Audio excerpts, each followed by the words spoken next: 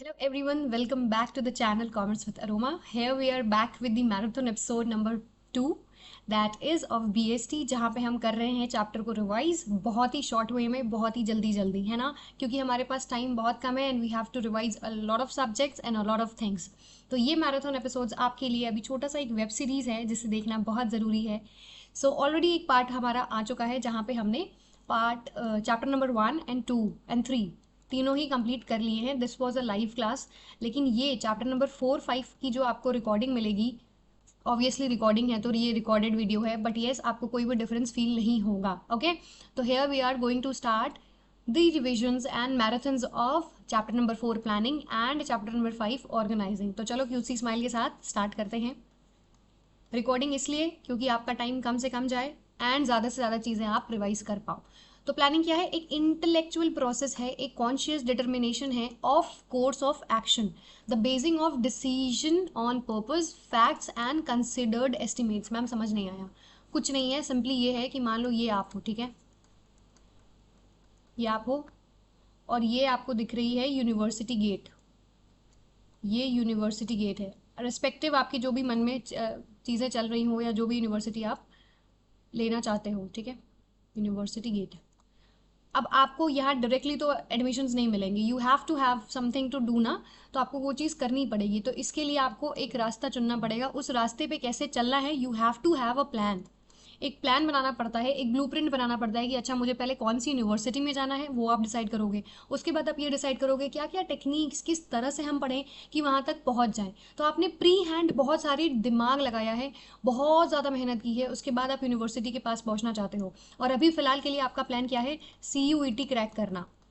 यही चीज़ होती है ऑर्गेनाइजेशन में भी। ऑर्गेनाइजेशन के भी बहुत सारे गोल्स होते हैं जो आपको अचीव करने होते हैं, ठीक है। रिवाइज तो हम कर रहे हैं, उन्हें तो गोल्स अचीव करने हैं, ठीक है। तो प्लानिंग भी एक इंटेलेक्चुअल प्रोसेस है। क्या इंटेलेक्चुअल मतलब? माइंड, यहाँ पे माइंड गेम चलता है ऑब्वियसली। और हमारा प्लानिंग एंड प्लान्स को बनाने वाला काम किसका है? टॉप लेवल मैनेजमेंट का है। हमने ये सारी चीज़ें पढ़ी हैं, है ना। तो प्लानिंग क्या है? एक इंटेलेक्चुअल प्रोसेस है, एक कॉन्शियस डिटर्मिनेशन है। आपने कॉन्शियसली डिसाइड किया है कि हाँ आपको एडमिशन्स लेने हैं। उसी कोर्स ऑफ एक्शन को आप प्लान जब प्री हैंड कर लेते हो, या ब्लू प्रिंट होता है ना, घर बनाने के पहले भी आपको नक्शा मिलता है, दिस नक्शा इज प्लानिंग। ये ब्लूप्रिंट पहले से प्री डिसाइडेड इंटेलेक्चुअल प्रोसेस है जिसके बेस पे आप अपने सारे डिसीजंस और फैक्ट्स को कंसिडर करते हो या ऑर्गेनाइजेशन में लेते हो। ये प्लान्स आपके लिए एक बेस की तरह काम करते हैं। इंटेलेक्चुअल क्यों है? क्योंकि इसमें बहुत सारा दिमाग लगता है। क्लियर? हाँ मैम, ये देखो, ये क्या है? ये दिमाग है मैम, ये तो बल्ब है, ठीक है, बट ये बल्ब वाली चीज़ें क्या होती हैं? आपका ये मेंटल है, सारी चीज़ें मेंटल एक्टिविटी से रिलेटेड है। क्या यहाँ पे कुछ फिजिकल वर्क है? No, here you are doing only the mental activity. यहाँ पे पहले से ही आप सारी चीज़ों को दिमाग में सेट कर रहे हो एंड लोगों को बता रहे हो। ये देखो, टॉप CEO, CMD, MD, ये सारे लोग बैठ के क्या कर रहे हैं? ऑर्गेनाइजेशन को चलाने के लिए प्लान्स बना रहे हैं। प्लानिंग क्या है? Deciding in advance. क्या इसको आप पहले से ही डिसाइड करते हो? कौन सी यूनिवर्सिटी आप टारगेट कर रहे हो, कौन से डोमेन सब्जेक्ट्स आपको पढ़ना है, क्या आपने ये पहले डिसाइड किया है? बिल्कुल। तो उसके बाद ही आप बोलोगे हाँ मुझे क्या करना है, कैसे करना है। You have to decide in advance, ठीक है। ये बेस है, आपको पहले ही बता दिया, ये बेस है। फिर इट इन्वॉल्व सेटिंग ऑब्जेक्टिव्स। इसमें आप ऑब्जेक्टिव सेट करते हो। देखो, सबसे पहले आप ये सोचते हो कि मुझे करना क्या है। यू हैव टू डिसाइड कि आपने करना क्या है, कहाँ तक आपको अपने ऑर्गेनाइजेशन को ले जाना है। इसी तरह जब आपने ये चीज़ डिसाइड कर ली तो आपको ऑब्जेक्टिव, छोटे छोटे टारगेट सेट करने की। अच्छा मुझे यहाँ तक पहुँचना है, मुझे पहले ये टारगेट सेट करना होगा, फिर ये टारगेट, फिर ये टारगेट, ये टारगेट, छोटे छोटे टारगेट्स बना के आप ऑब्जेक्टिव सेट कर लेते हो। उसी के अकॉर्डिंग फिर इन्हीं ऑब्जेक्टिव्स, जिसको आप हमेशा कहते हो predetermined goals of the organization, उनको अचीव करने में लग जाते हो, ठीक है। ये प्री डिटरमाइंड वर्ड का मतलब क्या होता है? प्री डिटरमाइंड यानी पहले से ही आपने डिसाइड कर रखा है, पहले से ही डिसाइड कर लिया है इन गोल्स को। और ये फंक्शन ही तो होता है बेसिकली प्लानिंग। आपके मैनेजमेंट के फंक्शन में लिखा हुआ है कि to achieve the predetermined goals of the organization. इसी प्री डिटरमाइंड, पहले से ही डिसाइड करना आपके गोल्स, आपके ऑब्जेक्टिव्स, किस तरह से गोल्स को अचीव करोगे, उसी फंक्शन को हम कहते हैं प्लानिंग, ठीक है। ये एक गिवन टाइम फ्रेम के लिए होता है and it has to be very very authentic. अगर हम इंपॉर्टेंस की बात करें तो देखो, एक डायरेक्शन प्रोवाइड करता है। ऑब्वियसली अगर आपने 12th के बाद कुछ प्लान नहीं किया होता तो आप यूनिवर्सिटी के लिए सोच भी नहीं रहे होते, लेकिन आपको पता है कि नहीं मुझे यूनिवर्सिटी में जाना है, उसके लिए you have to crack CUET। तो आपकी जो सारी मेहनत है वो डायरेक्ट हो गई किधर? CUET की तरफ। सिमिलरली ऑर्गेनाइजेशन भी जब प्लान्स बनाते हैं तो वो प्लान उनके लिए एक डायरेक्शन का काम करता है, उन्हें डायरेक्ट करता है कि मुझे ऐसे ऐसे चीज़ें अपनी प्लान करनी है, काम करना है, ठीक है। Reduces the risk of uncertainty. अभी आप पढ़ना छोड़ दो, आपकी अनसर्टेनिटी बढ़ जाएगी ना, तो ये जो अनसर्टेनिटी है, जो अनप्रडिक्टेबलनेस है, वो चीज़ कम करने के लिए भी हम प्लानिंग करते हैं। क्योंकि आज आपने पहले से चीज़ें डिसाइड कर ली फ्यूचर के लिए। हम यार यूजुअली लाइफ में भी अपने प्लानिंग करते हैं, छोटे छोटे गोल्स बनाते हैं, सिर्फ CUET नहीं, फ्यूचर में भी आपकी फैमिली प्लानिंग करते हो, फ्यूचर प्लानिंग करते हो, करियर प्लानिंग करते हो। ये सारी चीज़ें हम करते क्यों हैं? जो भी प्रॉब्लम्स लाइफ में आ सकती हैं उनकी अनसर्टेनिटी को कम करने के लिए। Planning reduces wasteful activities. जब आपने विजन देख लिया कि CUET क्रैक करना है, तो आपका डायरेक्शन सिर्फ उधर ही है, ऐसे इधर उधर के काम नहीं कर रहे हो। दैट मीन्स आलतू फालतू के काम नहीं हो रहे हैं, विच मीन्स कि planning reduces the wasteful activities.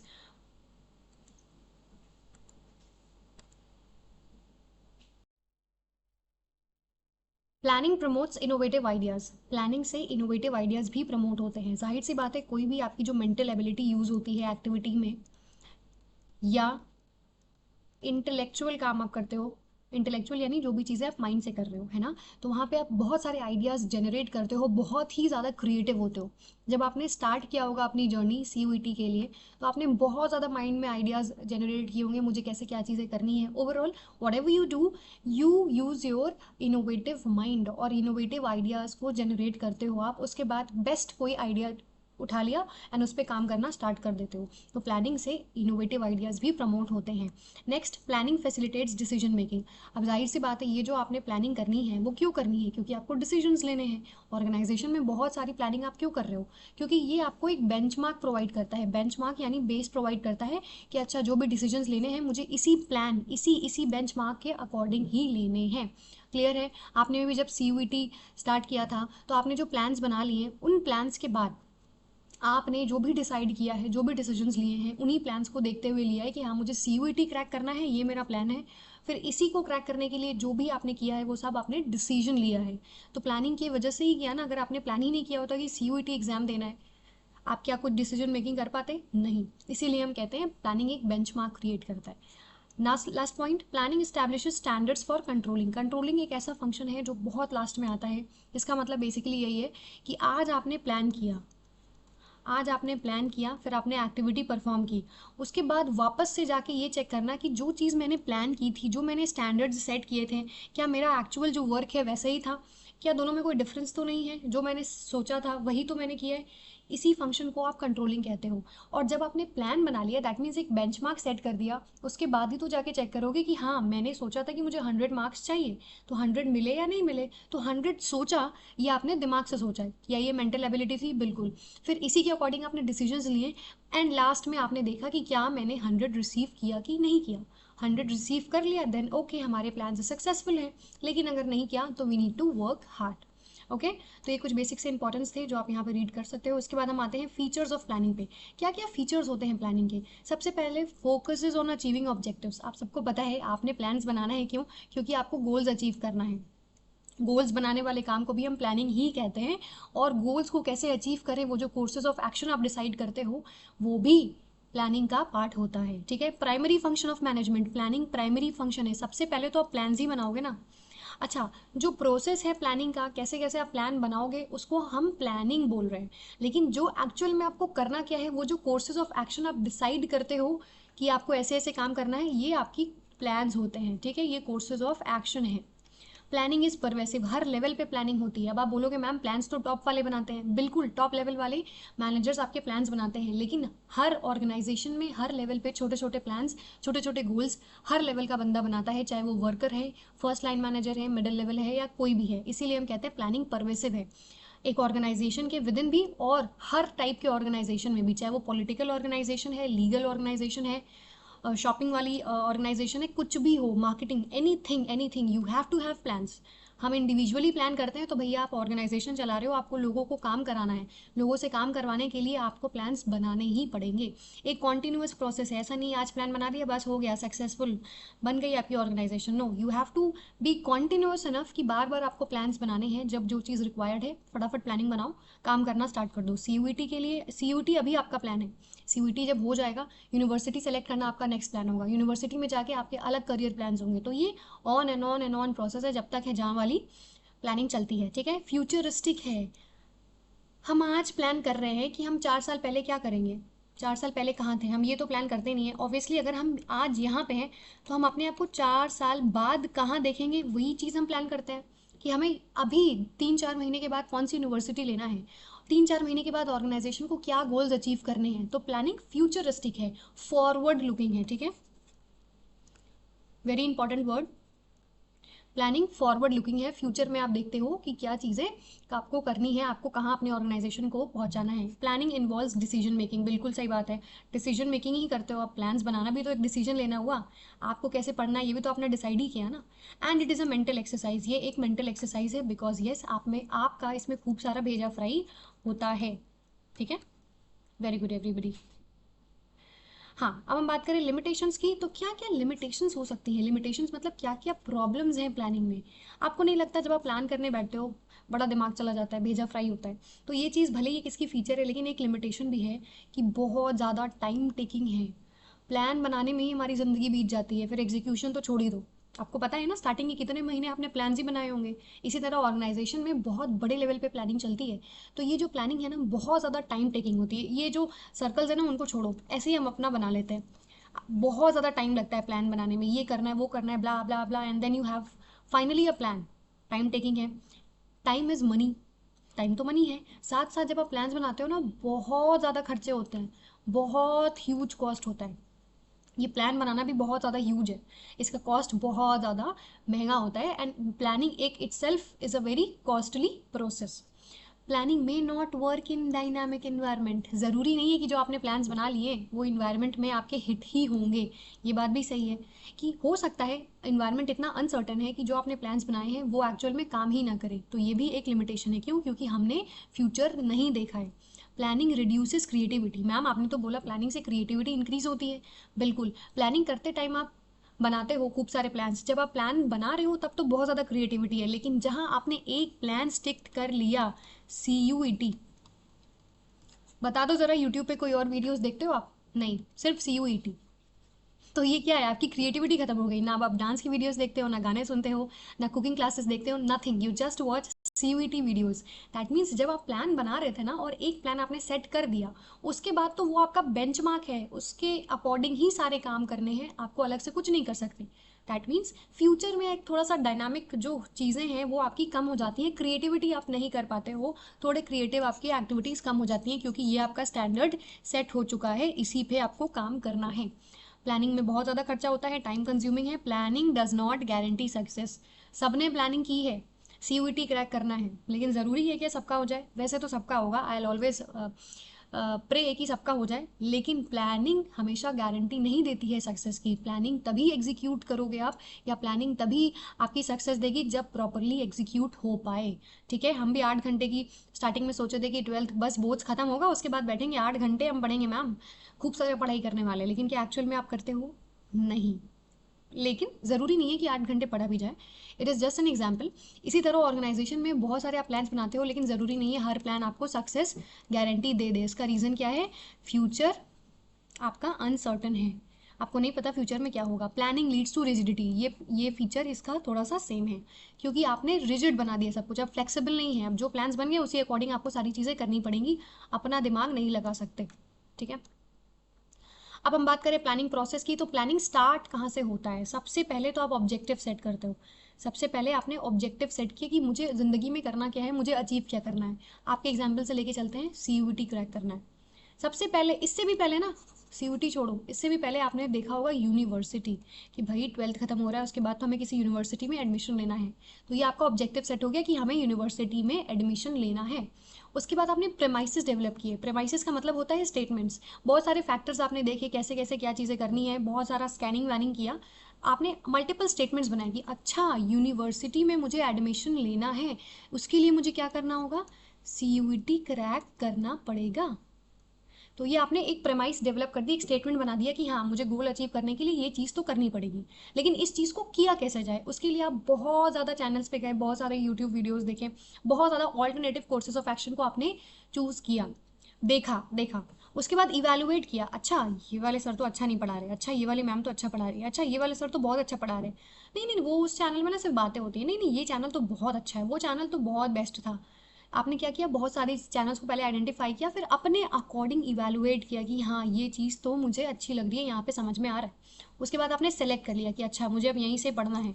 Select करने के बाद आपने पढ़ना स्टार्ट कर दिया, इम्प्लीमेंट करना स्टार्ट कर दिया। कितना ईजी है ना। पहले आइडेंटिफाई करोगे आप ये चैनल्स वाली बातें हटाते हैं, ऑर्गेनाइजेशन के पॉइंट ऑफ व्यू से बात करते हैं। प्रेमाइसेस इन्होंने डेवलप कर दी, उसके बाद आइडेंटिफाई करते हैं कैसे कैसे आप अपने प्लान्स अचीव कर सकते हो। उसके बाद सारे प्लान्स को इवैल्यूएट करते हैं, चेक करते हैं। इवैल्यूएट मतलब चेक करते हैं कि अच्छा क्या ये करने पे सही रहेगा, क्या ये चीज़ ठीक है, क्या इसमें कम खर्चे हैं, क्या इससे ज़्यादा प्रॉफिट होगा। सब कुछ इवैल्यूएट करने के बाद सेलेक्ट किया सबसे नंबर 1 बेस्ट क्वालिटी का आपने कोई प्लान सेलेक्ट किया। उसके बाद एग्जीक्यूट किया, एग्जीक्यूट या इम्प्लीमेंट मतलब प्लान को एक्चुअली करना स्टार्ट कर दिया। उसके बाद आप करते हो follow up action. Follow up action मतलब बैकवर्ड लुकिंग, आप एक बार फिर से पीछे जाके देखते हो कि हाँ सारी चीज़ें सही चल रही है ना, हाँ जो प्लान्स बनाए थे, जो ऑब्जेक्टिव है उसी अकॉर्डिंग मेरे प्लान्स बने हैं ना, हाँ ठीक है ठीक है, फिर तो फाइन। इसी तरह होती है आपकी प्लानिंग प्रोसेस, ठीक है। ये सारी चीज़ें हैं and then we come to the last topic of types of plans, ठीक है। टाइप्स ऑफ प्लान्स, कितने टाइप के प्लान्स होते हैं, देखो बेसिकली 2 टाइप के प्लान होते हैं। बहुत इजी वे में अगर हम बात करें, सिंगल यूज़ प्लान नाम से ही क्लियर है, जो एक टाइम आप प्लान यूज़ कर लोगे उसके बाद दोबारा यूज़ नहीं करोगे। आपके लेवल पे एग्जांपल है सीयूईटी का। एक बार आपने सीयूईटी के प्लान्स बना लिए, एग्जाम दे दिया, उसके बाद ये प्लान्स आप फॉलो नहीं करने वाले। लेकिन कुछ ऐसे प्लान्स हैं जो आप जिंदगी भर फॉलो करते हो। स्टैंडिंग प्लान्स यानी हमेशा वो खड़े रहते हैं मैम। स्टैंडिंग प्लान्स नहीं, मतलब दैट मीन्स वो प्लान आप बार बार यूज़ कर सकते हो, वो जल्दी चेंज नहीं होते हैं। फॉर एग्जाम्पल आपका पढ़ने का तरीका, सीयूईटी के लिए पढ़ना सिंगल यूज़ प्लान है, लेकिन जो आपका पढ़ने का तरीका है, स्टडी आवर्स है, स्टडी पैटर्न है, वो स्टैंडिंग प्लान हो सकता है, उसको आप बार बार यूज़ करते हो, ठीक है। सिंगल यूज़ प्लान्स कौन से होते हैं, जो नॉन रिकरिंग प्रॉब्लम्स को सॉल्व करने के लिए होते हैं, एक पर्टिकुलर प्रोजेक्ट के लिए होते हैं, वो प्रोजेक्ट आया हुआ खत्म, ठीक है। कौन कौन से उसके एग्जाम्पल्स हैं अभी वो देखेंगे। एंड देखो स्टैंडिंग प्लान, स्टैंडिंग प्लान्स क्या है, वो एक्टिविटीज़ के लिए आप प्लान बनाते हो जो रेगुलरली होते हैं। तो रेगुलरली तो आपको पढ़ना ही है, तो उसके लिए क्या बार बार फिर से प्लान बनाओगे, कॉपी पेन लेके बैठोगे, ऐसे पढ़ना है वैसे पढ़ना है, पढ़ना तो है ही। तो वो रेगुलर पीरियड ऑफ काम के लिए होता है, ये रेकरिंग काम के लिए नहीं होता है। जो सिंगल यूज़ प्लान है ना वो एक ही बार आएगा, नॉन रेकरिंग है, यानी बार बार रिपीट नहीं होगा। सीयूईटी बार बार दोगे आप नहीं, जब यूनिवर्सिटी में एडमिशन लेना होगा तभी दोगे। तो ये नॉन रिकरिंग है, रेगुलर वो काम नहीं है आपका सीयूईटी देना, लेकिन पढ़ना तो रेगुलर काम है। Exams half yearly, annual, semester वाले तो रेगुलरली आएंगे। तो ये कौन से होंगे, इनके लिए जो प्लान्स बनाते हैं वो रेगुलर होते हैं, ये रेकरिंग नेचर के होते हैं, जो बार बार रिपीट होते हैं, ठीक है। It is developed once but modified, एक बार तो बनाया लेकिन कई बार आप मॉडिफाई करते हो। 12th में कैसे पढ़ते थे, 10th में कैसे पढ़ते थे, डिफरेंट था लेकिन पढ़ते थे, ये तो प्लान आपका था ही। अब इसमें क्या क्या चीज़ें होती हैं, पॉलिसीज, प्रोसीजर्स, मेथड्स, रूल्स। यहाँ पे एग्जाम्पल्स आपने देखा है, यहाँ पे देखो एग्जाम्पल्स क्या है। ओके यहाँ पे एग्जाम्पल नहीं है, ऐसा देखो यहाँ पे एग्जाम्पल लिखा हुआ है, अभी इसको और अच्छे से डिस्कस कर लेंगे। Based on what plan seek to achieve, plans को आप कैसे कैसे आइडेंटिफाई कर सकते हो, क्लासीफाई कर सकते हो। ऑब्जेक्टिव, परम, परम रीजन क्या है आपका ऑर्गेनाइजेशन में। अब परम सुपर कंप्यूटर मत समझ लेना, the main reason why you have been a part of this organization, या ऑर्गेनाइजेशन स्टैब्लिश क्यों हुई है। ये ऑब्जेक्टिव्स क्या होते हैं, एंड रिजल्ट्स होते हैं जो आपको अचीव करने हैं, ठीक है। एकदम हार्डकोर वाले कि आपको ये चीज़ अचीव करने होते हैं। क्या ये फ्यूचर पोजीशन के हिसाब से बनते हैं, बिल्कुल। ये जो विजन मिशन होते हैं आपके ऑब्जेक्टिव्स के अकॉर्डिंग ही होते हैं, या आपके ऑब्जेक्टिव्स ही डिटरमाइन करते हैं कैसे मिशन होने चाहिए आपके, ठीक है। इनको स्पेसिफिक टर्म्स में मेजर करना पड़ता है, दैट इज इनको क्वांटिटिव टर्म्स में मेजर करना पड़ता है। Very important, very very very important, objectives को क्वांटिफाई करना पड़ता है आपको। यानी आपको ये देखना होता है कि अच्छा 5 साल में मैं ये सोच रहा हूँ कि मुझे 10,000 यूनिट के सेल्स चाहिए, मुझे 1 लाख सब्सक्राइबर चाहिए, तो ये मेरा ऑब्जेक्टिव होगा, ठीक है। मुझे 10 करोड़ सब्सक्राइबर चाहिए, बहुत ज़्यादा हो गया लेकिन ये एग्जाम्पल्स हैं। यहाँ पे आपने क्वांटिफाई की है, वेरी इंपॉर्टेंट, ठीक है। यहाँ पे आप चीज़ों को क्वांटिटी में मेंशन करते हो। गेटिंग 20% रिटर्न, आपने अगर इन्वेस्ट किया है तो आपको 20% रिटर्न चाहिए। अब हम बात करें स्ट्रैटेजी की, जो नेक्स्ट आपका प्लान है वो क्या है। फ्यूचर डिसीजंस तो वो भी होंगे क्योंकि सारी प्लानिंग फ्यूचर के लिए होती है, ये लॉन्ग रन होती है थोड़ी सी, लॉन्ग रन, ओके। ये लॉन्ग रन प्लानिंग है जहाँ पे आप कॉम्पिटिटर्स के अकॉर्डिंग अपनी स्ट्रेटेजी डिसाइड करते हो कि अच्छा मेरा कॉम्पिटिटर ये जियो ने फ्री सिम्स बांट दिए, चलो हम भी अपना लॉन्ग टर्म प्लान ऐसा बना देंगे कि हम भी अब सस्ते सिम्स बेचेंगे, ह्यूज जीबी डिस्काउंट्स देंगे और खूब सारा जीबी देंगे सस्ते दामों में। तो ये क्या था, स्ट्रैटेजी था जो ऑर्गेनाइजेशन सिचुएशंस के अकॉर्डिंग प्रिपेयर करती है, मार्केट की अपॉर्चुनिटी और थ्रेड्स के अकॉर्डिंग प्रिपेयर करती है। दोनों में काफ़ी बड़ा डिफरेंस है, आई होप आपको क्लियर होगा, ठीक है। Selection of the medium of advertisement, selection of the channels of distribution, ये जो स्ट्रैटेजी है ना, ये कॉम्पिटिटर से हट के आपको बनाती है, तो स्ट्रैटेजी को आप ऐसे याद कर सकते हो, वो प्लान्स जो आपको कॉम्पिटिटर से डिफरेंट बनाने के लिए लेने पड़ते हैं या बनाने पड़ते हैं, that we call as strategy. Objectives के लिए क्या याद रखोगे, क्वांटिटेटिव टर्म्स में आपको मेजर करना पड़ता है। अब आ गया पॉलिसी, आ जाओ स्कूल की पॉलिसी है sir, we cannot have leave, we cannot give you more than 20 leaves. Absent हो गए आप तो आपको अटेंडेंस नहीं मिलेगा, एडमिट कार्ड नहीं मिलेगा। तो ये क्या है, कुछ पॉलिसीज़ हैं जो जनरल स्टेटमेंट्स हैं आपके ऑर्गेनाइजेशन की, बना दी जाती हैं।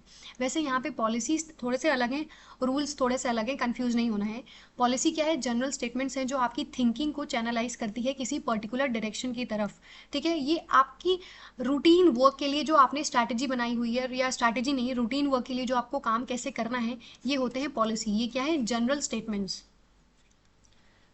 ये ऑर्गेनाइजेशन की पॉलिसी है सर, ये ऑर्गेनाइजेशन की पॉलिसी है कि अगर पापा मम्मी किसी स्कूल में काम कर रहे हैं, एक ही स्कूल में, तो उनके बच्चे नहीं पढ़ सकते यहाँ। तो ये क्या है, एक बेसिक पॉलिसी है, कैसे काम करना है, एक ब्रॉड गाइडलाइन बना दिया गया है, एक पैरामीटर है जिसके विद इन ऑर्गेनाइजेशन में काम होना चाहिए। ठीक है, ये क्या फ्लेक्सिबल होते हैं, बिल्कुल। कई बार आप देखते हो कि आपकी स्कूल की पॉलिसीज चेंज होती है। इसको याद करने के लिए सबसे अच्छा अपने स्कूल के एग्जाम्पल्स देख लेना, आपकी स्कूल की पॉलिसीज आपको बहुत अच्छे से पता है। जैसे किसी ऑर्गेनाइजेशन का हो सकता है कि sir we are only here to sell you at cash only, मतलब कैश में ही आपको हम बेचेंगे, मेरी ये पॉलिसी है सर, हम यहाँ पे क्रेडिट नहीं अलाउ करते सर। तो ये सारी चीज़ें ना आपकी पॉलिसी होती है, एक ब्रॉड गाइडलाइन है जिसके विधि ही आप अपने ऑर्गेनाइजेशन में काम करोगे।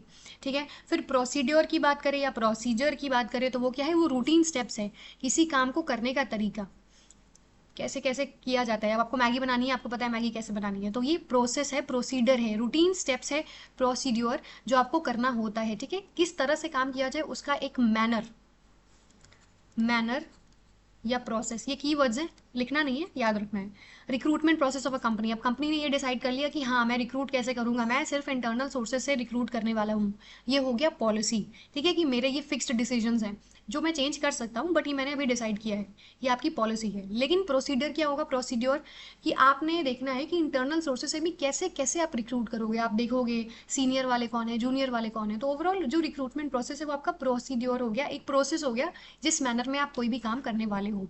रूल की बात करें तो ये थोड़े स्पेसिफिक होते हैं, देखो मैंने बोला था ना वो जनरल होते हैं, जो पॉलिसीज हैं वो ब्रॉड फ्रेमवर्क होते हैं जहाँ पे ऑर्गेनाइजेशन काम करती है, लेकिन रूल्स स्पेसिफिक स्टेटमेंट है जो ऑर्गेनाइजेशन में बताते हैं कि ये चीज़ करनी चाहिए, ये चीज़ नहीं करनी चाहिए।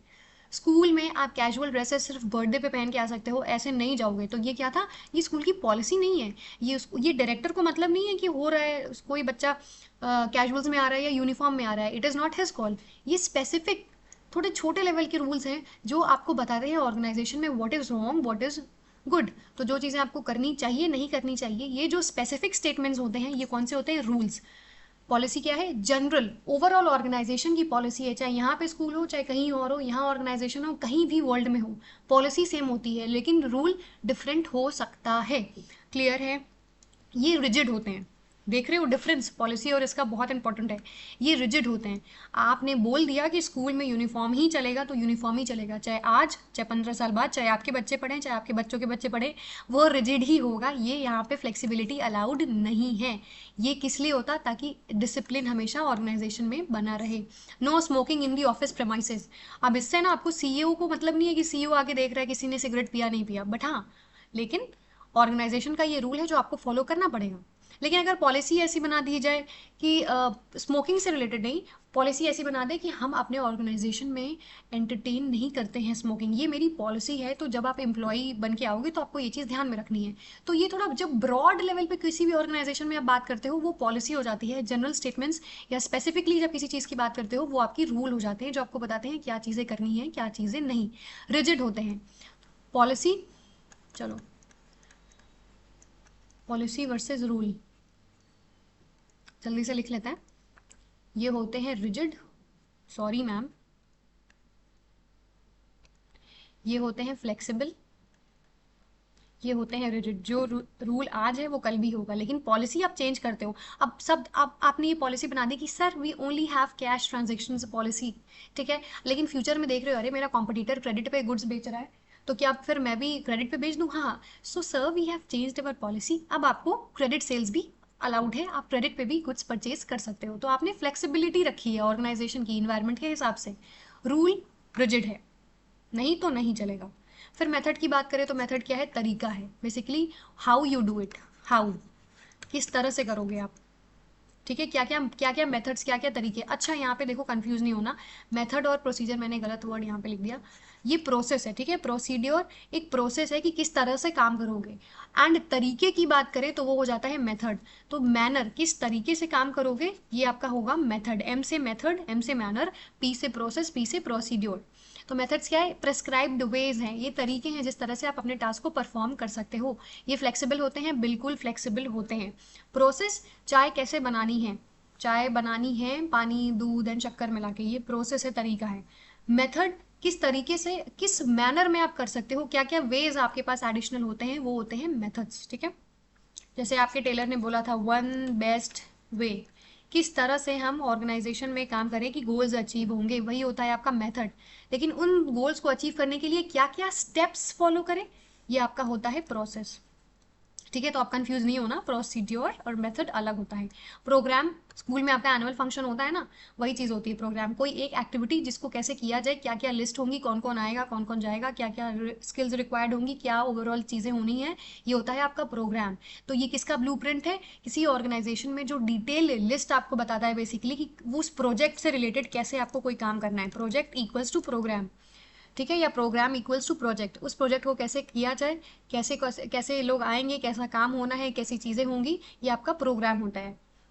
फिर हम बात करें बजट की, तो बजट एक स्टेटमेंट है जो मॉनेटरी क्वांटिफाई यहाँ पे भी करते हो आप, यहाँ पे भी क्वांटिटी में आपको लिखना ज़रूरी है। एक ब्लूप्रिंट है आपकी फाइनेंशियल ट्रांजैक्शंस का, फाइनेंशियल एस्पेक्ट का ये ब्लूप्रिंट है कि आप अपने पैसे किस तरह से यूज़ करोगे, कैसे एलोकेट करोगे, क्या क्या चीज़ें आपको करनी है। You have to just have a plan for it, जिसको आप क्या कहते हो, बजट। आपकी यूनियन बजट भी आती है, ठीक है, हर साल आपकी फेब में बजट आती है। तो ये क्या है, सरकार किस तरह से पैसा एलोकेट करेगी, यूज़ करेगी न्यूमेरिकल टर्म्स में एक साल तक, वो होता है यूनियन बजट, जो सरकार का बजट है। इसी तरह ऑर्गेनाइजेशन के भी अपने क्वांटिटी वाले बजट्स होते हैं, जो वो बताती है कि उनके पास अगर पैसे हैं तो किस तरह से एलोकेट करेगी, कैसे कैसे यूज़ करेगी, क्या रिजल्ट है, क्या क्या चीज़ें आपको करनी है, ठीक है। ऑब्जेक्टिव्स तो हाई लेवल की चीज़ है, और बजट तो अलग चीज़ है। बजट तो ये कि आपके पास कितना पैसा है, उसको किस तरह से यूटिलाइज करोगे। ऑब्जेक्टिव है कि आप किस लेवल पे अपने आप ऑर्गेनाइजेशन को देखते हो, और उसके लिए कुछ क्वांटिटेटिव तरीके से एक्सप्रेस करना होता है कि यू वांट 20% सेल्स इंक्रीज, या आपको 1 लाख सब्सक्राइबर चाहिए, ये सारी चीज़ें आपकी क्या है, ऑब्जेक्टिव है कि कहाँ आप अपने आप को देख रहे हो। बजट है, पहले से ये डिसाइड कर लेना कि कितना पैसा लगने वाला है, किस तरह से पैसा एलोकेट करोगे, ओके। अगर हम बात करें सिंगल यूज़ कौन सा है, तो आपको पता है सिंगल यूज़ आपका प्रोग्राम हो सकता है। एक प्रोग्राम, एक प्रोजेक्ट से रिलेटेड जो भी प्लान्स बनाओगे वो उसी प्रोग्राम, उसी प्रोजेक्ट के लिए होगा, not for other projects. Budget भी एक पर्टिकुलर टाइम ऑफ पीरियड के लिए होता है। 1 साल का बजट था, बजट यहाँ पे यूज़ हो गया, उसके बाद नया बजट आपको बनाना ही पड़ता है। तो ये दोनों जो है आपके सिंगल यूज़ प्लान्स हैं, बाकी सारे आपके क्या है, स्टैंडिंग प्लान्स हैं। Clear. So here we come to an end of chapter number 4। Chapter number 4, planning. चलो खुश हो जाओ, 1 मिनट का ले लो ब्रेक, वैसे मैं कहीं नहीं जा रही क्योंकि अब हम हैं रिकॉर्डिंग वाले सेशन में। तो अब आता है आपका चैप्टर नंबर 5, ऑर्गेनाइजिंग। ऑर्गेनाइजेशन, नाम से ही लग रहा है ऑर्गेनाइजेशन क्या होता है। देखो ऑर्गेनाइजेशन एक ऐसा प्लेस है, ऐसी बॉडी है जहाँ पे 2 से ज़्यादा लोग साथ मिल के काम करते हैं किसी कॉमन ऑब्जेक्टिव की तरफ। फॉर एग्जाम्पल हम भी एक ऑर्गेनाइजेशन बन चुके हैं अभी पॉइंट ऑफ टाइम के लिए। CUET को क्रैक करना हमारा गोल है, बहुत सारे स्टूडेंट्स और मैं, आप सब मिल के एक ऑर्गेनाइजेशन बन चुके हैं जो इस गोल को अचीव करना चाहते हैं। मैम आप भी अचीव करना चाहते हो, बिल्कुल आप अचीव करोगे, दैट मीन्स मैं अचीव कर रही हूँ। क्लियर। तो ऑर्गेनाइजेशन क्या होता है ये तो पता चल गया, लेकिन ऑर्गेनाइजिंग फंक्शन क्या है।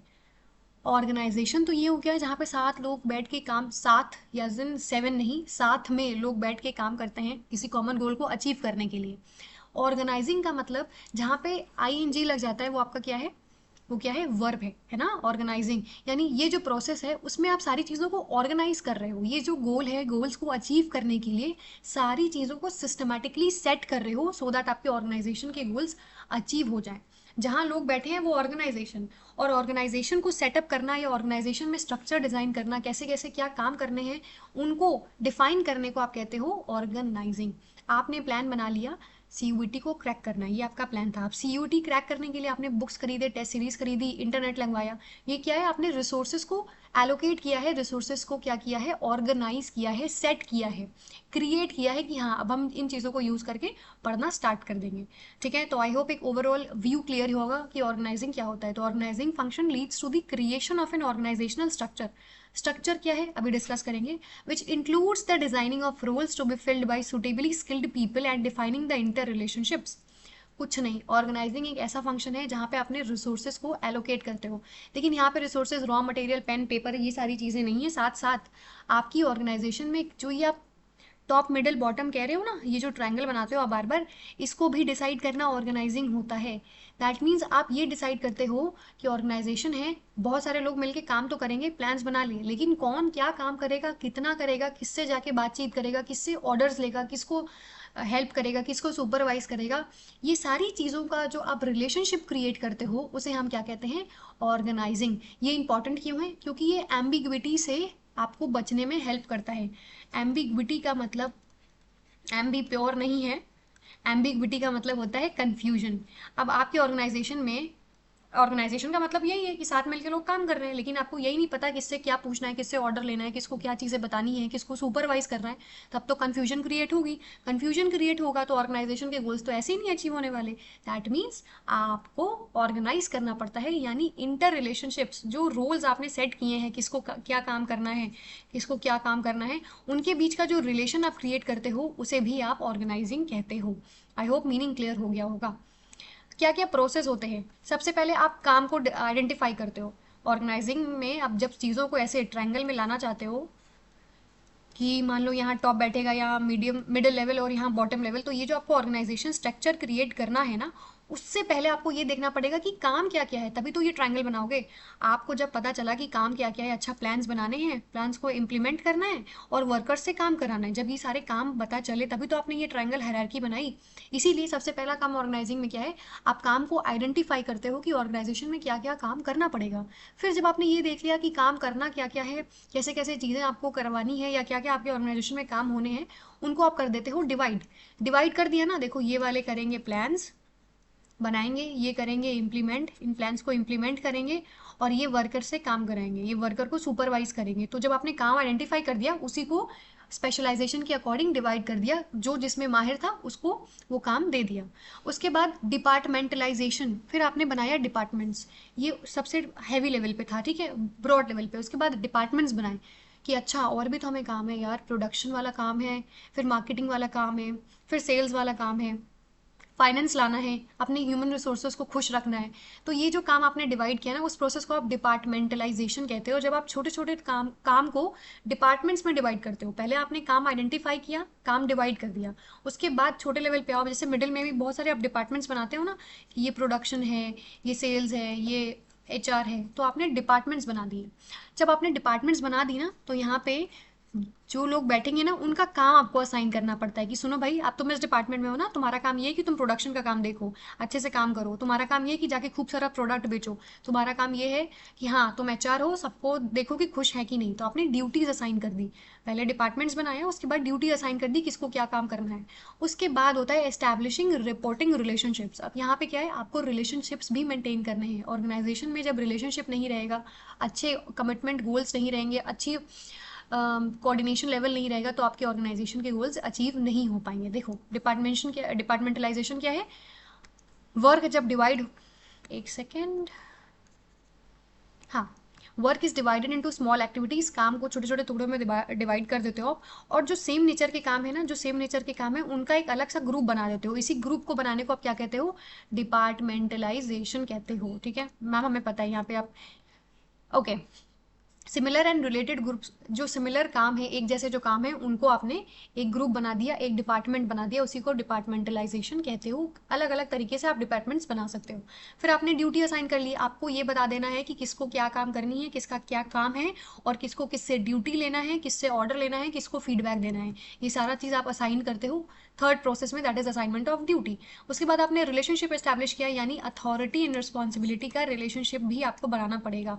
क्यों, क्योंकि इसी के रिलेशन की वजह से ही आपकी हायरार्की बन पाती है। ये जो ट्रायंगल बनाते हो वो इसी वजह से बन पाती है कि अच्छा इनसे ऑर्डर लेना है, इनको वापस फीडबैक देना है। तो ये कैसे बना, जब आपने रिपोर्टिंग रिलेशनशिप बना दिया, किसको किससे रिपोर्ट करना है, किसको किसको क्या बताना है। अच्छा आप मेरे बॉस हो, हाँ सर मैंने ये टारगेट अचीव कर लिया, ओके आपने अचीव कर लिया, वेरी गुड। तो ये जो रिलेशनशिप्स हैं, जो रिपोर्ट वाले, वो भी आप ऑर्गेनाइजिंग में ही बनाते हो। अब हम बात करें इंपॉर्टेंस की, तो क्या क्या इंपॉर्टेंस है, देखो सबसे पहली बात, डिपार्टमेंटलाइजेशन से स्पेशलाइजेशन हुआ। अब जो लोग माहिर हैं सिर्फ प्रोडक्शन वाले काम में, उनको एक डिब्बे में बंद कर दिया, एक डिपार्टमेंट में बना दिया, तो इससे उनका काम इंक्रीज होगा। जो जिस चीज़ में एक्सपर्ट है उसको वो काम करने दे दो ना, वो बेस्ट तरीके से करेगा। तो इससे क्या है, स्पेशलाइजेशन। एक स्पेशलिस्ट जब काम करता है तो स्पेशलाइजेशन इंक्रीज होती है, और जब स्पेशलाइजेशन बढ़ती है तो ऑटोमेटिकली आपकी प्रोडक्टिविटी बढ़ती है। जब आपकी प्रोडक्टिविटी बढ़ेगी तो ऑटोमेटिकली आपके जो ऑर्गेनाइजेशनल गोल्स हैं वो अचीव हो जाएंगे, है ना। Yes ma'am. Clarity in working relationship, काम किसको किससे क्या बात करनी है, किससे ऑर्डर्स लेने हैं, किसको फीडबैक देना है, ये एक क्लियर रिलेशन आपको मिल जाता है। इस वजह से आपका ऑप्टिमम यूटिलाइजेशन होता है रिसोर्सेज का। रिसोर्सेज को बहुत अच्छे से आप यूटिलाइज कर पाते हो, क्योंकि आपकी एम्बिग्विटी नहीं होती है काम में। इफेक्टिव एडमिनिस्ट्रेशन, अच्छे से एडमिनिस्टर कर पाते हो, चीज़ों को देख पाते हो, समझ पाते हो। क्यों? क्योंकि आपको पता है किसको जाके किससे ऑर्डर लेना है, किसको फीडबैक देना है। तो ये जो रिलेशंस आपने क्लियरली एस्टैब्लिश कर दिए, उससे आप एडमिनिस्टर अच्छे से कर पाते हो। अच्छा, हम डिपार्टमेंट के हेड हैं, हाँ हम देख रहे हैं हमारे डिपार्टमेंट वाले अच्छे से काम कर रहे हैं ना, सारी चीज़ें अच्छे से। अडेप्शन टू चेंज, जब ऑर्गेनाइजेशन में हायरार्की अच्छे से बनती है, स्ट्रक्चर अच्छा बनाते हो, तो बहुत ईजी होता है ऑर्गेनाइजेशन के लोगों को हैंडल करना। जब वो चीज़ हैंडलिंग आपकी अच्छी हो जाएगी तो ऑब्वियसली जो चेंज आपको रिक्वायर्ड है इन्वायरमेंट में, उसे आप अडेप्ट कर पाते हो। डेवलपमेंट ऑफ पर्सनल, पर्सनल मतलब आपकी जो रिसोर्सेज हैं। कौन से रिसोर्सेज? Human resources. जिसको जो काम पसंद है, जो जिस काम में माहिर है, उसको वो काम दे दिया, तो ऑटोमेटिकली उसकी भी तो डेवलपमेंट हो रही है। फॉर एग्जाम्पल, अगर आप में से कोई बहुत अच्छा कथक करता है और उसको बोला जाए कि हाँ तुम कथक ही अब करो, तो वो उसका स्पेशलाइजेशन इंक्रीज होगा, साथ साथ वो भी सेटिस्फाइड है एंड वो भी अपनी स्किल्स में डेवलप कर पाएगा। तो ऑटोमेटिकली जब आप डिवाइड करते हो काम और स्पेशलाइजेशन इंक्रीज करते हो, तो पर्सनल का भी डेवलपमेंट होता है। और अगर पर्सनल अच्छे से काम करेगा तो प्रोडक्टिविटी बढ़ेगी, प्रोडक्टिविटी बढ़ेगी तो ऑर्गेनाइजेशन आपका अच्छे लेवल पे जाएगा, अच्छे लेवल पे जाएगा यानी ऑर्गेनाइजेशन की आपकी एक्सपेंशन हो जाएगी, ग्रोथ होगी, एक फर्म से 4 फर्म्स बना पाओगे। क्लियर? अब हम बात करेंगे ऑर्गेनाइजेशन स्ट्रक्चर की। तो ऑर्गेनाइजेशन स्ट्रक्चर वही आपका अथॉरिटी रिस्पॉन्सिबिलिटी रिलेशनशिप होता है। किससे किसको क्या बात करनी है, किससे क्या ऑर्डर्स लेने हैं, किसको कैसे फीडबैक देने हैं, इसी को आप बोलते हो ऑर्गेनाइजेशन स्ट्रक्चर। ये क्या है? एक framework within which managerial and operating task are performed. ये जो स्केलर चेन भी आप बनाते हो ना, ये फॉर्मल चेन ऑफ कम्युनिकेशन, ये कैसे बना? ये आपने एक फ्रेमवर्क बनाया है ऑर्गेनाइजेशन स्ट्रक्चर का, किससे किसको क्या बात करनी है, किससे ऑर्डर लेना है एंड किसको फीडबैक देना है। तो ये सारी चीज़ों का डिसीजन लेना, ये सारी जो हायरार्की होती है, उसी को आप ऑर्गेनाइजेशन स्ट्रक्चर बोलते हो। ये क्या है?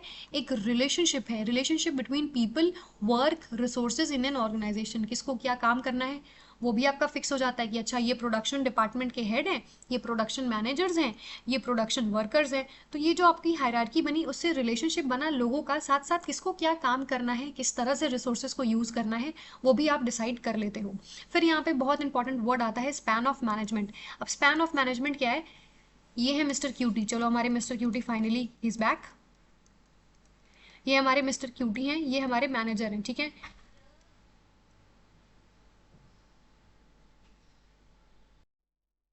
ये हमारे हैं मैनेजर, ठीक है।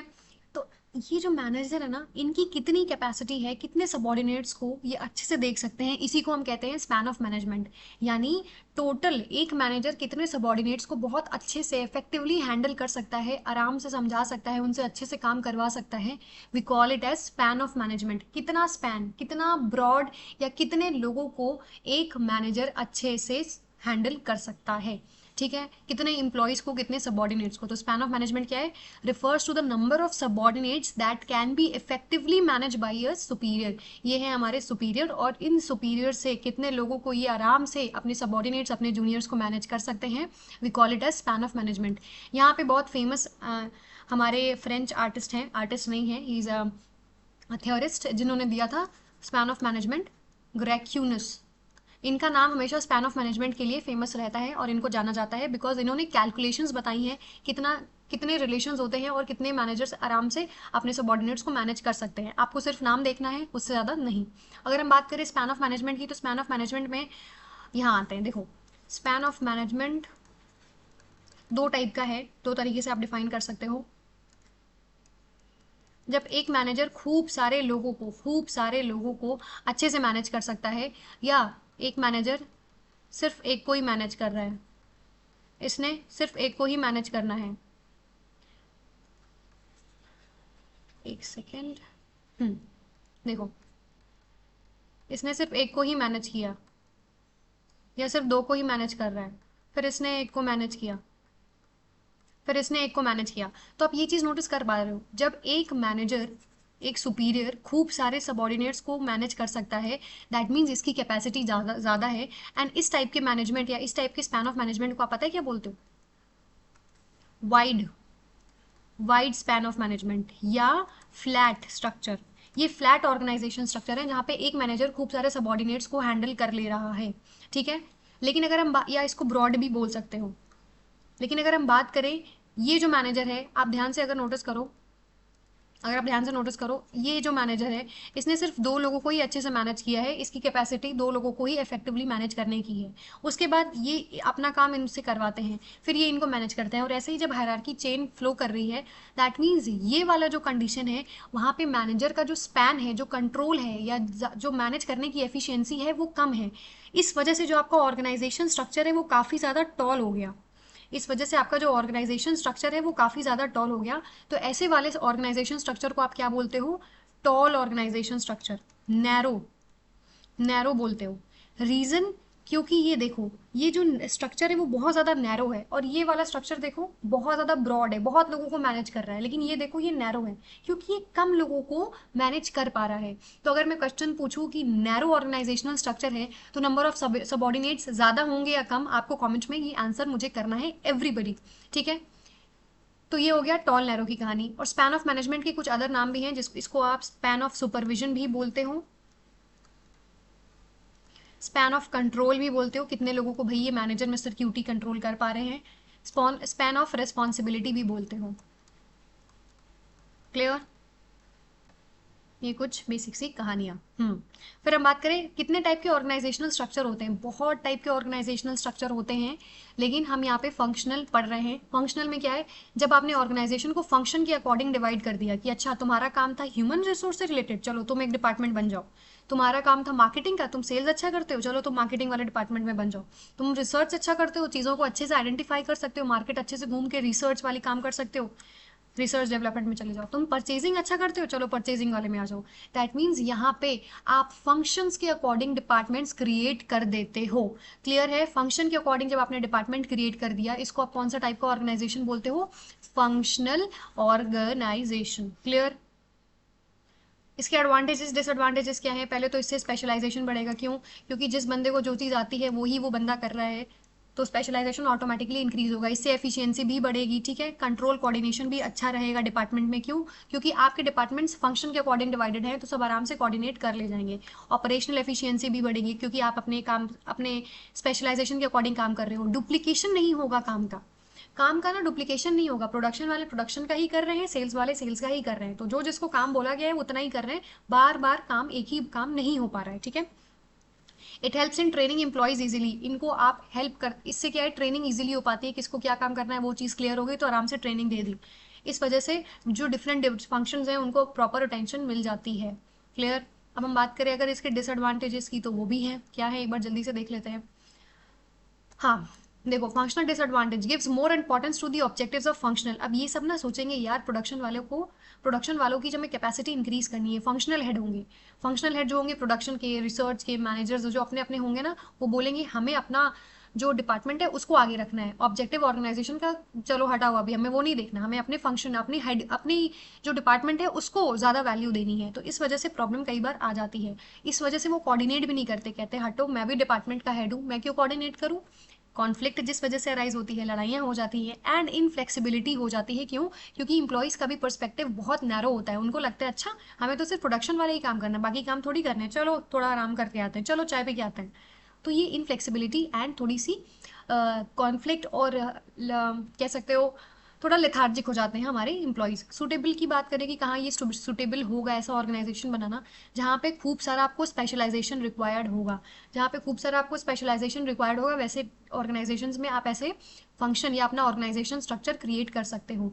Large organisations producing one line of product, वहाँ पे भी ये वैलिड होगा जहाँ पे बहुत बड़ी ऑर्गेनाइजेशन है और सिर्फ एक ही प्रोडक्ट बना रही है। कह लो फ़ोन, मोबाइल फ़ोन एग्जाम्पल है। तो अगर सिर्फ एक प्रोडक्ट बना रही है तो चलो ठीक है, फंक्शनल हम डिपार्टमेंट बना सकते हैं, फंक्शनल ऑर्गेनाइजेशन बना सकते हैं। अगर हम बात करें डिविजनल स्ट्रक्चर, डिविजनल स्ट्रक्चर को ना आप प्रोडक्ट वाले स्ट्रक्चर से याद कर सकते हो। जब कंपनी सिर्फ एक प्रोडक्ट नहीं, बहुत ज़्यादा वैरायटी ऑफ प्रोडक्ट्स बनाती है और उन वैरायटी ऑफ प्रोडक्ट्स के अकॉर्डिंग डिविजन्स क्रिएट कर देती है, then you call it as divisional organizational structure. ठीक है, it is known as divisional organizational structure. यहाँ आओ एग्जाम्पल में देखते हैं। देखो ये हमारे मैनेजिंग डायरेक्टर्स हैं, कॉस्मेटिक्स भी बनाती है, कौन सी कंपनी है, आप ये हिंदुस्तान यूनिलीवर ले सकते हो, वैसे तो नहीं, फुटवेयर तो शायद उनका नहीं आता। तो मैनेजिंग डायरेक्टर हमारा मेन है, हमारा ये टॉप लेवल का है। अब इस टॉप लेवल वाले ने ऑर्गेनाइजेशन का स्ट्रक्चर, किससे कैसे क्या बात करनी है, किसका क्या काम होगा, उसको कैसे डिफाइन किया है प्रोडक्ट्स के अकॉर्डिंग कि अच्छा product 1 cosmetic, product 2 garments, product 3 footwear, product 3 skin care. तो ये प्रोडक्ट भी नहीं है एक्चुअली, ये देख रहे हो आप, अलग अलग टाइप है प्रोडक्ट का। तो जो जिस फंक्शन में काम कर रहा है, जो जिस प्रोडक्ट के अकॉर्डिंग काम कर रहा है, उनका ही हमने अलग सा सेपरेट अलग सा डिवीजन बना दिया। देखो डिपार्टमेंट्स तो ये हो गए, डिपार्टमेंट्स तो ये हो गए, लेकिन इनसे भी ऊपर होते हैं डिविजन्स। डिविजन्स मतलब किसने कौन सा प्रोडक्ट में इन्वॉल्व है। तो प्रोडक्ट के अकॉर्डिंग जब आप डिवाइड करते हो या ऑर्गेनाइजेशन स्ट्रक्चर क्रिएट करते हो, तब उसे हम कहते हैं डिविजनल ऑर्गेनाइजेशनल स्ट्रक्चर। कॉस्मेटिक वालों को अलग, उनके अलग एचआर, अलग मार्केटिंग, अलग रिसर्च डेवलपमेंट, अलग परचेजिंग, गारमेंट्स वालों के अलग, फुटवेयर वालों के अलग, स्किन केयर वालों के अलग। इस वजह से ना जो प्रोडक्ट है उसकी स्पेशलाइजेशन इंक्रीज हो जाती है। देखो यहाँ पे लिखा है ना, प्रोडक्ट स्पेशलाइजेशन इंक्रीज हो जाती है and it helps in fixation of responsibility and accountability of departmental heads. Same बातें हैं, प्रॉपर बेसिस है आपकी परफॉर्मेंस का। परफॉर्मेंस देख सकते हो कि अच्छा मेरे कॉस्मेटिक वाली जो डिवीजन है वो अच्छा चल रहा है, लेकिन मेरा गारमेंट्स वाला डिवीजन उतना अच्छा नहीं चल रहा है, तो वी कैन वर्क, उसकी प्लानिंग अकॉर्डिंगली आप कर सकते हो। ये कहाँ अच्छा होगा, जहाँ पे एक्सपेंशन ग्रोथ बहुत अच्छी चल रही है ऑर्गेनाइजेशन की, या अगर आप एक्सपेंशन और ग्रोथ करना चाहते हो तो अलग अलग डिविजन्स बना दो, इससे आप ग्रो कर पाओगे मार्केट में। ठीक है, अब बात करें अगर डिसएडवांटेजेस की, तो डिसएडवांटेजेस भी बिल्कुल है। क्या है, कॉन्फ्लिक्ट में अराइज अमंग डिफरेंट डिविजन्स, अलग अलग डिविजन्स में लड़ाइयाँ हो सकती हैं, बहुत ज़्यादा कॉस्ट लगता है। ठीक है, और ये जो मैनेजर्स है ना, it provides manager with the authority to supervise all activities related to a particular division.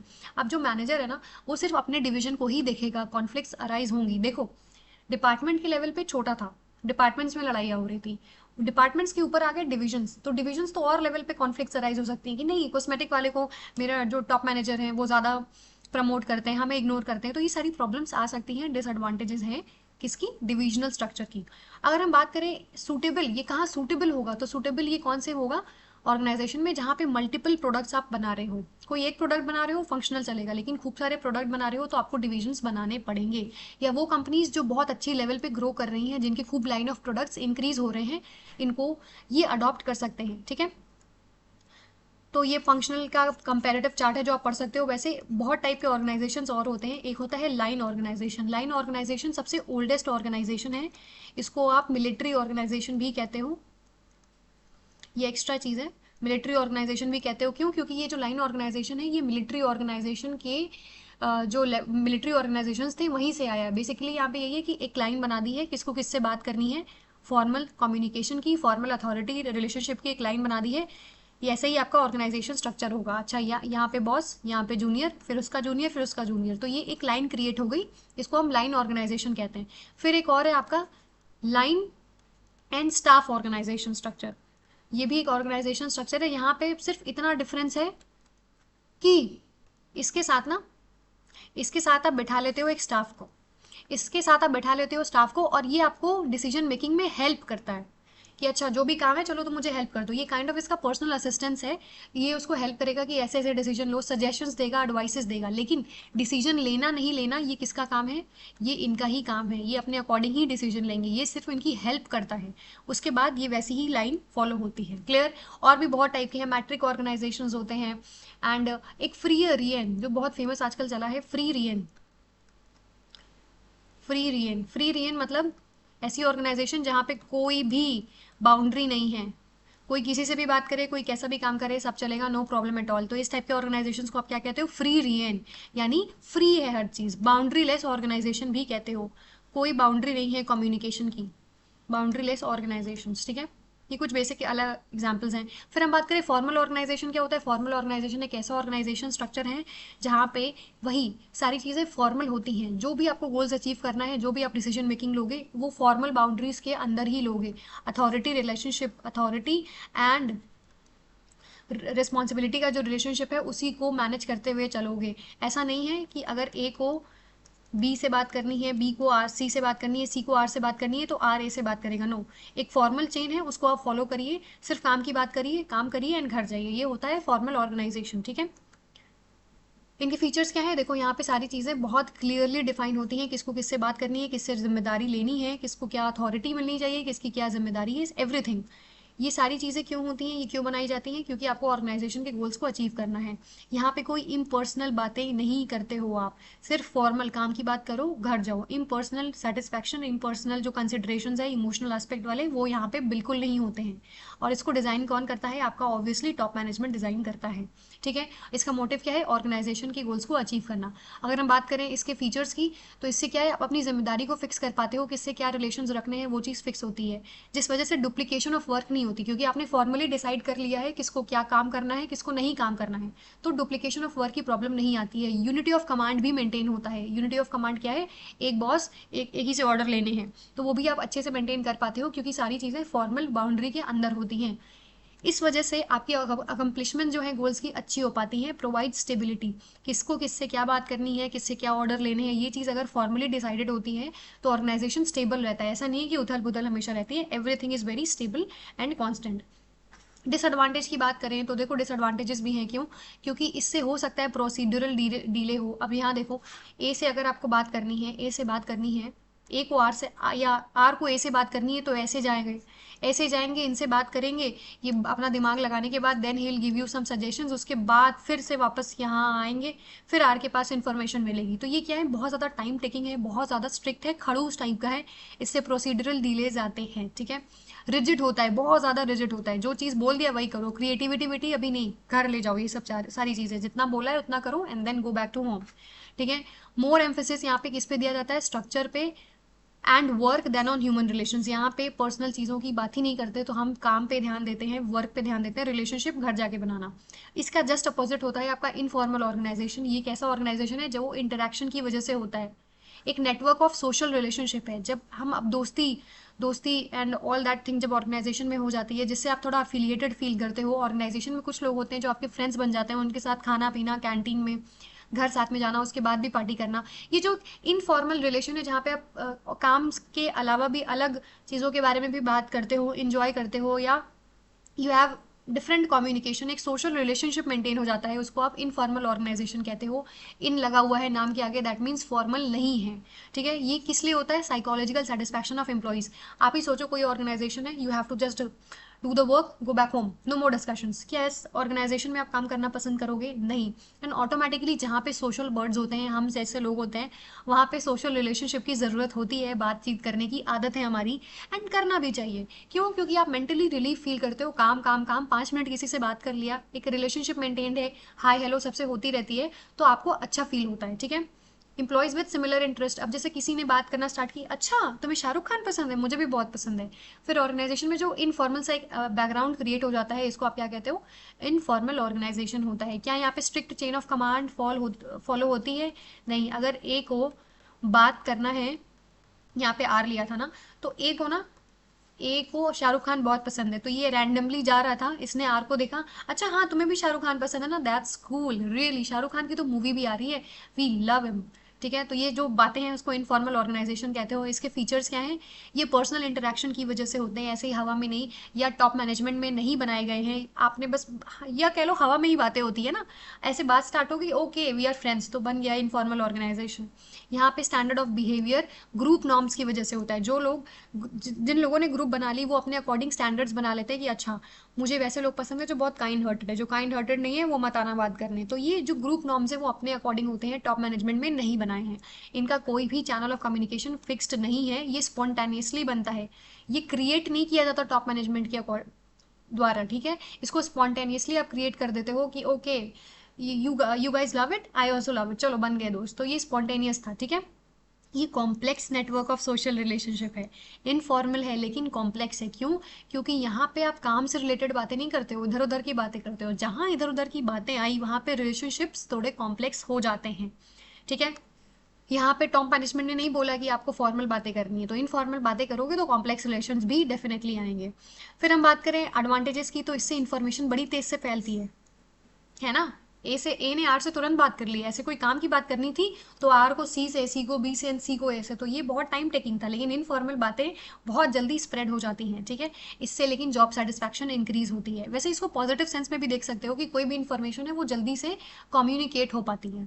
Job satisfaction increase होती है, क्यों? क्योंकि आप सेटिस्फाइड होते हो, आपको मेंटल रिलैक्सेशन फील होता है और ऐसा लगता है कि हाँ, ऑर्गेनाइजेशन आपके पार्ट है, ठीक है, आपको अपना फैमिली कंसिडर करता है। ये क्विक सोल्यूशंस भी प्रॉब्लम का देता है, ऐसा नहीं है कि बहुत दिमाग लगाना पड़ता है या बहुत चेन ऑफ कमांड के बाद ही आपके पास प्रॉब्लम आ रही है। प्रॉब्लम जैसे ही आपके पास आई, आप सोल्यूशंस फाइंड आउट कर सकते हो एंड सोल्यूशंस भी सजेस्ट कर लेते हो। लिमिटेशंस की बात करें तो लिमिटेशंस क्या है, इसमें र्यूमर्स भी आते हैं, इधर उधर की वियर्ड बातें, एब्सर्ड बातें भी ऑर्गेनाइजेशन में फैल जाती हैं। रेजिस्ट चेंज, अब जिसने ग्रुप बना ली ना, बोलेंगे नहीं यार सुनो, तुम भी मत बोलना, बॉस बोलेंगे ना कि छुट्टी नहीं देंगे, तुम भी मत आना, हम भी नहीं आएंगे, तो ये क्या था, रेजिस्ट चेंज हो जाता है। यहाँ पे थोड़ी सी प्रॉब्लमैटिक सिचुएशंस बन जाती है, क्योंकि अपने अपने ग्रुप्स बना के लोग रिवॉल्यूशन क्रिएट करना स्टार्ट कर देते हैं। मेंबर्स ऑफ द ग्रुप में give more priority to the group interest over the organisational goals. जब अपने ग्रुप आपने बना लिए तो हो सकता है आप उन पे ज़्यादा ध्यान दे दो rather than giving attention on the goal. ये बेसिक सा डिफरेंस है, you can have a look. फिर हम बात करेंगे डेलीगेशन की। डेलीगेशन क्या होता है? डेलीगेशन मतलब काम को थोड़ा सा असाइन करना। आपका मैनेजर है, वो बहुत सारी काम, मिस्टर क्यूटी हमारे ना बहुत सारा काम करते हैं, मिस्टर क्यूटी बहुत सारा काम करते हैं दिन भर में। तो इन्होंने बोला कि यार चलो एक दो काम है, जो मेरा जो सबॉर्डिनेट है, जो मेरा जूनियर है, मिस्टर क्यूटी का जूनियर कौन है? चलो मिस्टर क्यूटी का जूनियर हम ले लेते हैं मिस्टर स्मार्टी। स्मार्टी, ठीक है। तो स्मार्टी के पास काम है बट लिमिटेड काम है। तो जब मिस्टर क्यूटी ने अपना थोड़ा सा काम स्मार्टी को दे दिया कि सुनो भाई, भाई नहीं, सुनो dear, can you do me a favour, क्या प्लीज मेरा आप ये काम कर दोगे? This is the function of delegation. Delegation क्या है? एक प्रोसेस जिसमें सुपीरियर अपने सबॉर्डिनेट को कुछ काम असाइन कर देता है, जिसके लिए वो उसे अथॉरिटी देता है कि ये लो अथॉरिटी है, तुम्हें ये काम करना है, अथॉरिटी है तुम्हारे पास, लो you have the power to take actions. लेकिन एक्चुअल में जिम्मेदार कौन होगा? अगर स्मार्टी ने कुछ गड़बड़ी की तो डांट तो मिस्टर क्यूटी को ही पड़ेगी। क्लियर है? ये बात समझ में आ गई? डेलीगेशन क्या है? Authority. Delegation of authority merely means granting of authority to subordinates to operate within the prescribed limits। जब आपने अपने सबॉर्डिनेट को थोड़ी सी आज़ादी दे दी डिसीजन मेकिंग की, डिसीजन मेकिंग पावर्स दे दिए, अथॉरिटी दे दी, इसी फंक्शन को आप कहते हो डेलीगेशन। एंड अथॉरिटी आप फ्री में नहीं देते, आप बोलते तुम्हें अथॉरिटी चाहिए ना, ठीक है थोड़ा काम भी ले लो, और उसी काम को आप कहते हो रिस्पॉन्सिबिलिटी, ठीक है। तो इसी रिस्पॉन्सिबिलिटी और अथॉरिटी को जब आप अपने जूनियर्स को दे देते हो, इसी प्रोसेस को आप कहते हो डेलीगेशन ऑफ अथॉरिटी। क्या ये डाउनवर्ड ट्रांसफर है? बिल्कुल। अब मिस्टर स्मार्टी मिस्टर क्यूटी को काम दे सकते हैं? No, it is not possible, delegate नहीं कर सकते हैं। तो डेलीगेशन हमेशा डाउनवर्ड फ्लो करता है, जहाँ पे चलो girls be happy, transfer of authority from a superior to subordinate. Superior से सबॉर्डिनेट के पास आप थोड़ी सी अथॉरिटी दे देते हो, ठीक है। अच्छा ये बीच में पर्पल हो गया, great great great great great. अच्छा यहाँ हो जाएगा, मैम आप पढ़ाओ ना प्लीज, पर्पल में बाद में देख लेंगे। Okay, it is a prerequisite to the efficient functioning of an organisation because it enables the manager to use his or time on high priority activities. हम नाम मिस्टर क्यूटी है, लेकिन actual में इनके पास खूब सारा काम होता है, खूब सारा प्रेशर होता है। थोड़ा सा काम अगर ये अपने अपने जूनियर को दे देंगे, थोड़ी सी अथॉरिटी साथ में दे देंगे, देन कोई प्रॉब्लम नहीं होगी। Okay, so delegation of authority means अपनी अथॉरिटी या रिस्पॉन्सिबिलिटी थोड़ी सी शेयर करना अपने जूनियर के साथ। इसके एलिमेंट्स क्या क्या हैं? क्या क्या एलिमेंट्स हैं? Authority, responsibility, accountability. तीन बातें हैं जो मिस्टर क्यूटी को ध्यान देना होगा while he is delegating. Authority, authority मतलब डिसीजन मेकिंग राइट। जब राइट टू टेक डिसीजंस आप अपने सबॉर्डिनेट को दे देते हो, वो होती है अथॉरिटी। तो क्या अथॉरिटी डाउनवर्ड फ्लो करती है? बिल्कुल। अब जाहिर सी बात है, मिस्टर क्यूटी एंड ये मिस्टर स्मार्टी, ठीक है। मिस्टर क्यूटी अथॉरिटी दे सकते हैं कि हाँ भाई डिसीजन ले लो तुम, हम तुम्हें दे रहे हैं इतनी पावर। लेकिन क्या मिस्टर स्मार्टी मिस्टर क्यूटी को बोल सकते हैं कि आप अथॉरिटी ले सकते हो सर, मैं आपको परमिशन देता हूँ? इट इज़ नॉट पॉसिबल ना। तो अथॉरिटी हमेशा डाउनवर्ड फ्लो करती है, ठीक है, in order to guide the activities of others. क्योंकि जब आप जिम्मेदारी देते हो तो थोड़ी सी आज़ादी आपको देनी ही पड़ेगी। ये हमने हेनरी फेयोल के प्रिंसिपल में भी पढ़ा था। Next comes responsibility. Responsibility is the obligation, वो ड्यूटी, काम करना है जो आपको ना, ऑब्लिगेशन, जो काम करने की जो जिम्मेदारी है उसी को आप रिस्पॉन्सिबिलिटी कहते हो। रिस्पॉन्सिबिलिटी कहाँ फ्लो करती है? कहाँ फ्लो करती है रिस्पॉन्सिबिलिटी भी? रिस्पॉन्सिबिलिटी ना ऊपर फ्लो करती है, मिस्टर स्मार्टी को, मिस्टर क्यूटी को रिस्पॉन्सिबल होंगे, वो स्मार्टी को बताना पड़ेगा कि हाँ सर मैंने ये काम कर लिया है। तो रिस्पॉन्सिबिलिटी हमेशा टॉप डायरेक्शन में फ्लो होती है, अपवर्ड फ्लो करती है। स्मार्टी को बताना पड़ेगा कि सर आपने जो काम दिया था वो मैं उसके लिए रिस्पॉन्सिबल हूँ, मैंने वो काम कर लिया। ठीक है। अकाउंटेबिलिटी की बात करें, अकाउंटेबिलिटी मतलब आंसरेबिलिटी होती है, आंसरेबिलिटी। अच्छा काम हो गया, चलो बताओ क्या आपने काम कर लिया, हो गया सही से, फाइनल आउटकम क्या था, चलो जवाब जवाब दो। तो अकाउंटेबिलिटी का मतलब आंसरेबिलिटी है, जब आपको बताना पड़ता है कि आपने जो काम किया, जो आपको काम दिया गया था वो आपने काम किया है या नहीं किया है। काम किया है तो अच्छे से किया है या नहीं किया है। ठीक है। कुछ बेसिक डिफरेंसेस हैं, आप यहाँ पे देख सकते हो, देखो downward flow from superior to subordinate, ये डाउनवर्ड फ्लो करता है अथॉरिटी। रिस्पॉन्सिबिलिटी अपवर्ड, आपको क्यूटी को बताना पड़ेगा कि सर मैंने ये काम कर लिया। अकाउंटेबिलिटी भी अपवर्ड होती है। ठीक है। अकाउंटेबिलिटी भी अपवर्ड होती है कि हाँ सर मैंने ये काम कर लिया है, आपने जवाब देना है कि आपने काम कैसे किया, क्यों किया, कितना किया, क्यों नहीं किया। ये सारी जो जवाबदेही है उसको आप अकाउंटेबिलिटी बोलते हो। क्लियर। तो क्या चीज़ डाउनवर्ड फ्लो करती है, अथॉरिटी, रिस्पॉन्सिबिलिटी, अकाउंटेबिलिटी में से आपको मुझे ये चीज़ कमेंट में करके बताना है। इंपॉर्टेंट क्यों है, क्यों, क्योंकि आपका जो काम है, जो वर्कलोड है वो थोड़ा सा कम हो जाएगा, क्योंकि आप शेयर कर रहे हो काम अपने अपने जूनियर्स के साथ। एम्प्लॉय का भी डेवलपमेंट होगा, जब आपने काम शेयर किया ना तो इस ये मिस्टर स्मार्टी हो जाएंगे खुश, एंड ये जब वो काम करेंगे तो इनका भी डेवलपमेंट होगा साथ साथ। इससे क्विक एंड बेटर डिसीजंस भी पॉसिबल है, क्यों, क्योंकि खूब सारा अथॉरिटी आप उनको, खूब सारा नहीं, काम करने भर का जो अथॉरिटी आप देते हो अपने सबॉर्डिनेट को, उससे वो ज़्यादा अच्छे डिसीजंस ले पाते हैं, उनके पास वो अथॉरिटी होती है तो they can take good decisions and quickly. Subordinates का मोरल भी इंक्रीज होता है। मैम ने अगर आपको कोई काम दे दिया, आप खुशी खुशी करोगे, आपका भी मोरल इंक्रीज होगा कि मैम ने मुझे काम दिया, मैं तो करूंगा, तो इससे मोरल भी इंक्रीज होता है एंड कोऑर्डिनेशन भी ऑर्गेनाइजेशन में बना रहता है। क्यों, क्योंकि जब आप अथॉरिटी, रिस्पॉन्सिबिलिटी, ये रिलेशन अच्छा मेंटेन करते हो, बैलेंस्ड तरीके से शेयर करते हो, तो आपकी कोऑर्डिनेशन ऑर्गेनाइजेशन में हमेशा अच्छी होती है। फिर बात करेंगे डिसेंट्रलाइजेशन की। आपको पता है जब authority, decision making right centre में होती है तो वो क्या होता है, वो क्या होता है, सेंट्रलाइजेशन, यानी सारा अथॉरिटी किसी एक जगह है, वो है टॉप के पास। कोई भी काम करना है, कोई भी डिसीजन लेना है, जाओ भाई टॉप वाले से परमिशन लेकर आओ। डिसेंट्रलाइजेशन मतलब आज़ादी दे दी, you can also take decision, you can also take decision, आप भी ले लो, आप भी ले लो, चलेगा, आपको बार बार हमसे पूछ के आने की ज़रूरत नहीं है। तो ये जो डिसेंट्रलाइजेशन है वो एक ऐसा सिस्टम है जहाँ पे आप डेलीगेट कर देते हो काम, अथॉरिटी, रिस्पॉन्सिबिलिटी सबको, जाओ तुम्हें जो भी काम करना है यू कैन डू इट। फिर आप बोलोगे मैम डेलीगेशन और डिसेंट्रलाइजेशन में क्या डिफरेंस है, सिर्फ इतना डिफरेंस है कि डेलीगेशन छोटे लेवल पे होता है, डेलीगेशन एक एम्प्लॉयर एम्प्लॉय रिलेशन होता है, लेकिन डिसेंट्रलाइजेशन मैनेजमेंट का रिलेशन है कि टॉप मैनेजमेंट ने सबको फ्री कर दिया कि हाँ तुम खुद से डिसीजन ले सकते हो। एक पर्टिकुलर स्मार्टी और क्यूटी की कहानी नहीं है, डिसेंट्रलाइज्ड सिस्टम पूरा ऑर्गेनाइजेशन का है। खूब सारे ब्रांचेस बना दिए आपने, सब कुछ डिसेंट्रलाइज्ड है, सबके अपने लॉकर सिस्टम है। तो ये क्या है, एग्जाम्पल है डिसेंट्रलाइजेशन का, जहाँ पे आप अथॉरिटी सबको बांट देते हो, रैदर देन किसी एक एम्प्लॉयर ने किसी एक एम्प्लॉय को दिया हो। ठीक है। डेलीगेशन एक शॉर्ट लेवल की चीज होती है, डिसेंट्रलाइजेशन हो सकता है कि आपकी पॉलिसी हो, आप ऐसे ही अपनी अथॉरिटी को सबसे शेयर करके रखते हो।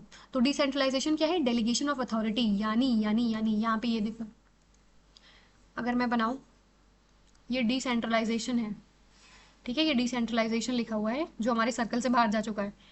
इसके अंदर, इसके अंदर आता है आपका डीए यानी डेलीगेशन ऑफ अथॉरिटी।